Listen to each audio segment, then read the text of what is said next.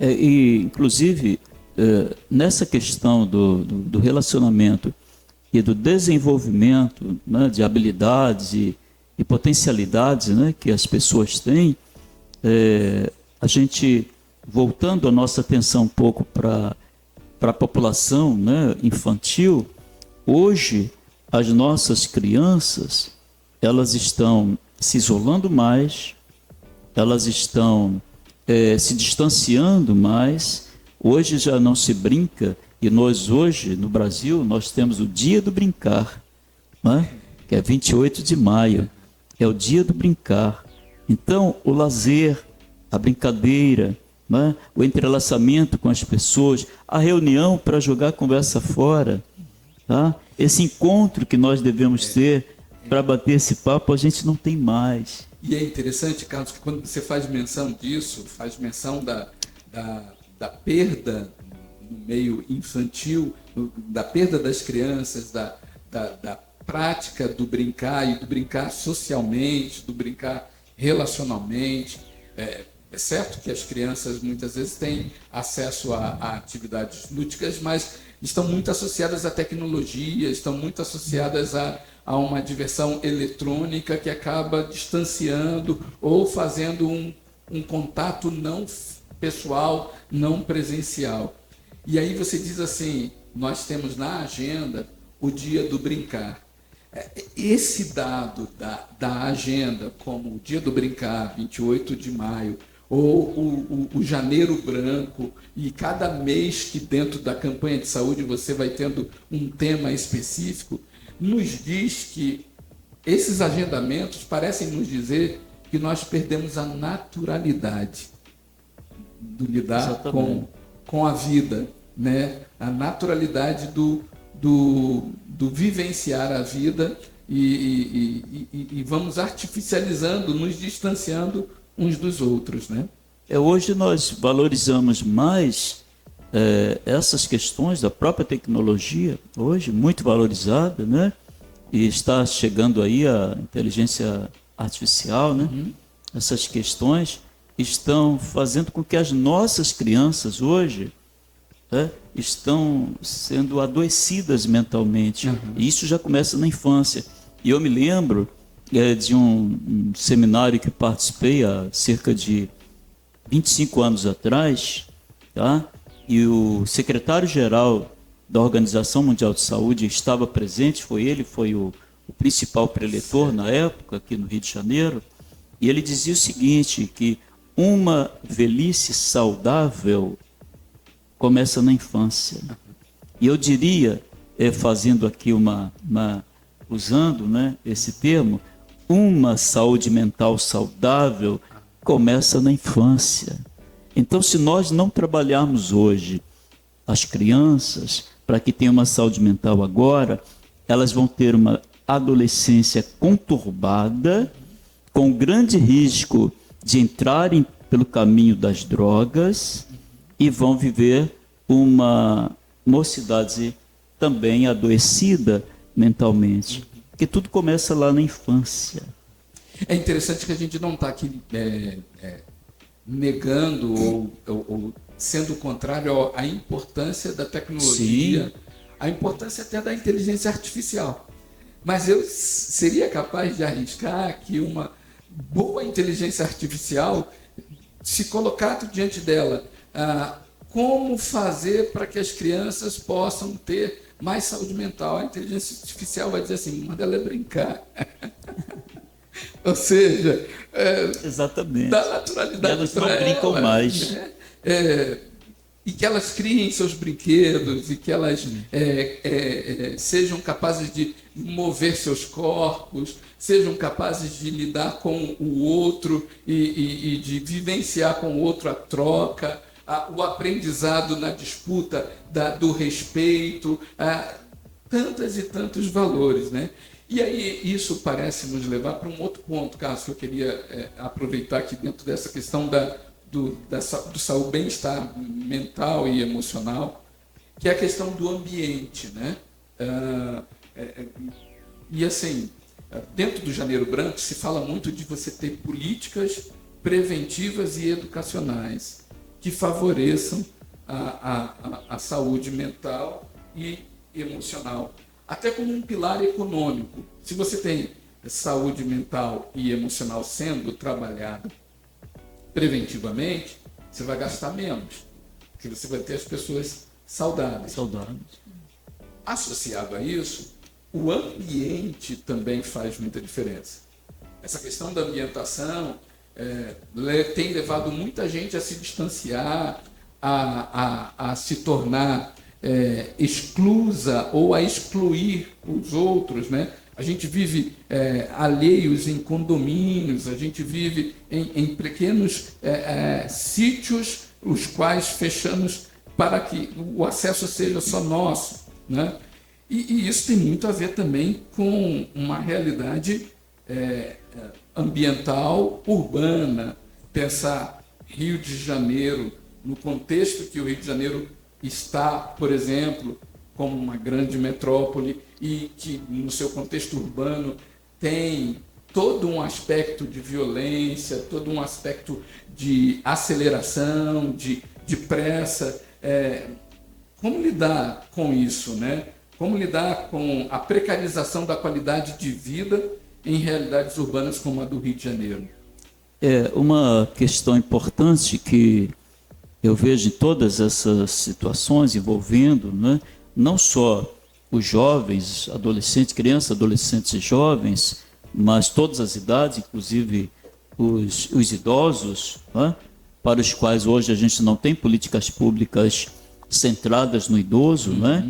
A gente tem hoje um estatuto do idoso, mas pouca coisa se cumpre daquilo que está no estatuto do idoso. O surgimento de áreas de lazer onde as pessoas possam frequentar essas áreas, estar em contato com a natureza, em contato com outras pessoas. Esses ambientes coletivos precisam ser mais incentivados, os parques temáticos precisam ser construídos para que as pessoas frequentem, as famílias frequentem com suas crianças e saiam desse ambiente, né, fechado dos condomínios, esse ambiente fechado dos conjuntos habitacionais, onde você lá tem a sua piscina, você lá tem a sua churrasqueira, você lá tem o seu ambiente, você se isola de uma certa forma do mundo, né? Do mundo que está acontecendo aqui fora.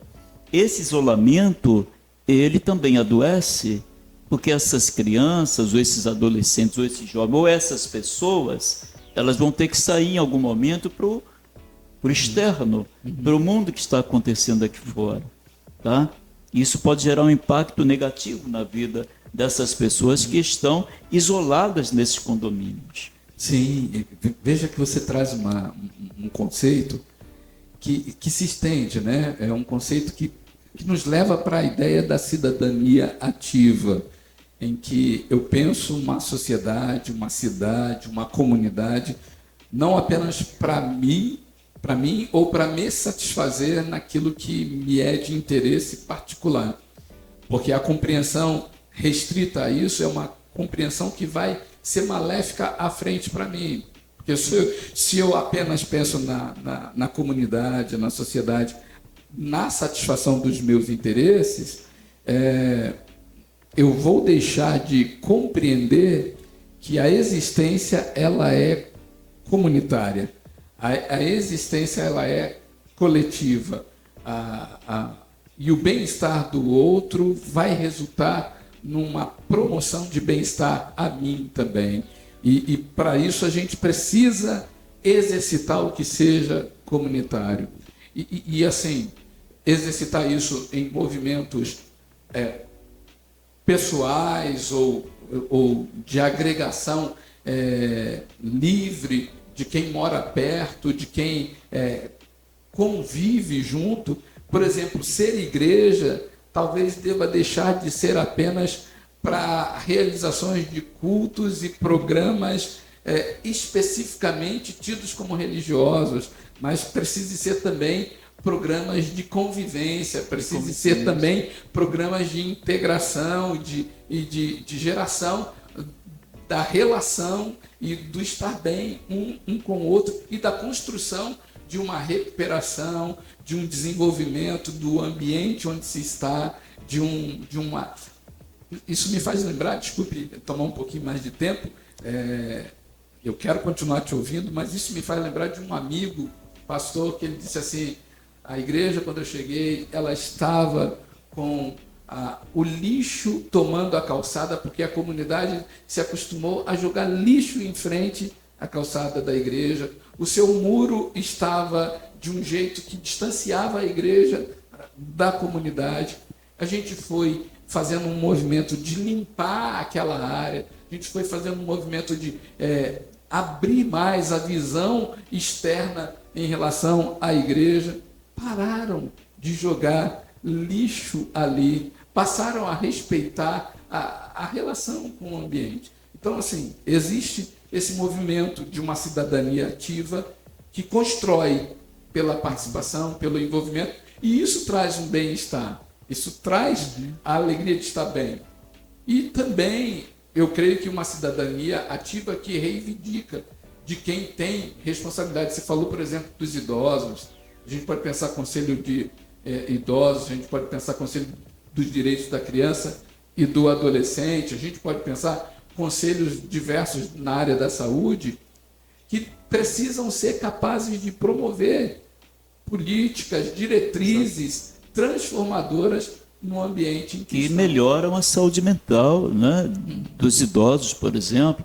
Aí você levantou uma questão aí, estou lembrando aqui, há 50 anos atrás, né, isso não são poucos anos, eu me lembro quando, no município de Paraty, eu era pastor lá, e o município desenvolveu um trabalho muito interessante, eu tive a oportunidade de acompanhar esse trabalho lá.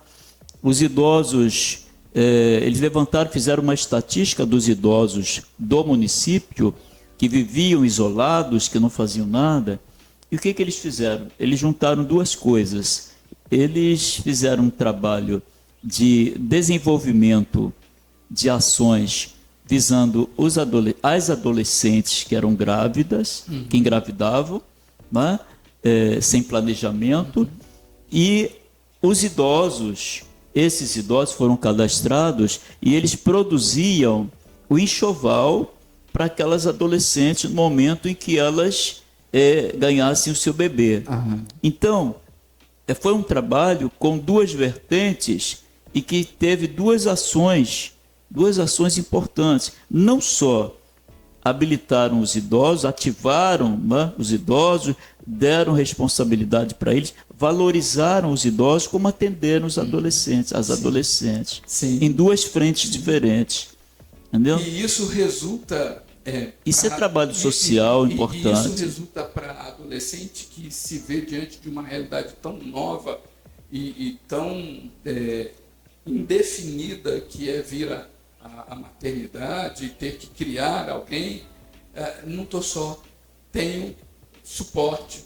E isso vai ter efeito de bem-estar emocional, de bem-estar mental. Isso resulta para o idoso que talvez, para a idosa que talvez ficasse em casa numa depressão, que sabe fazer um crochê, que aprendeu assistindo lá aqueles programas da vida que o tempo todo está mostrando tiroteio aqui e ali, vai encontrar. Lógico, você está falando de algo que acontecia 50 anos atrás, mas pode acontecer hoje. Que é real hoje. Eu até me surpreendi você falar de 50 anos atrás, porque você está um garotão aí, esse negócio de 50 anos atrás, não dá nem para imaginar. Mas, assim, hoje também, né? É um trabalho que a igreja pode fazer hoje. Exato. Então, eu estou lembrando que, como pastor, numa igreja em Nova Friburgo, eu tinha o gabinete pastoral atendendo várias pessoas, e eu fui percebendo que várias pessoas, especialmente mulheres idosas, estavam em quadros próximos de depressão, em situações depressivas. E aí a gente foi conversando, a gente organizou um grupo de convivência, e não para falar pura e simplesmente da depressão, mas para fazer atividade física, para estar junto, para orar uns com os outros, para pensar a vida, para lidar. Era um grupo de idosos, de terceira idade, aquelas mulheres foram deixando o ambiente depressivo em que viviam, foram encontrando na igreja outras ações que podiam fazer, a ponto de 2 delas viajarem de van até Cocalzinho, em Goiás, para participarem de um congresso de cuidado de moradores de rua, porque elas se integraram na igreja a parte da cozinha que cuidava de moradores de rua. O ânimo voltou, bem-estar mental e emocional reacendeu. E isso é significativo, isso é importante. Tem muitos trabalhos assim, relativamente simples que demandam apenas uma questão apenas de vontade política, e aqui não se trata de política partidária, mas de desejo de fazer, de vontade de fazer, e que melhora muito a saúde mental das pessoas envolvidas. Né? No caso daquele projeto lá de 50 anos atrás, a saúde mental dos idosos, né, ela melhorou muito, quanto a das famílias, dos adolescentes também, que foram beneficiadas com o projeto. Né? Hoje, a gente não está valorizando isso. Se a gente lembrar um pouco, lá em Atos 2, o trabalho da relação comunitária da igreja, que atendia aos necessitados, que se envolvia, né? É hoje assim, uma ação emblemática para nós e que nos desafia a fazermos hoje a mesma coisa. Um fato que a gente tem observado na maioria das igrejas, tá? Eu posso dizer isso tranquilamente, por tudo que a gente já passou ao longo da nossa vida pastoral, é que as igrejas hoje, elas estão fechadas em si mesmas. Né?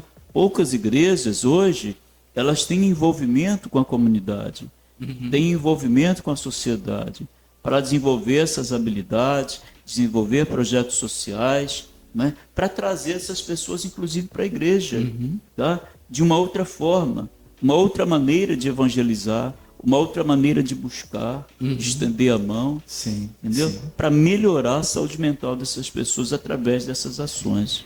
Acolhimento é fundamental. A capacidade de relacionamento, de hospitalidade, isso tudo nos leva a pensar num pano de fundo bíblico, né?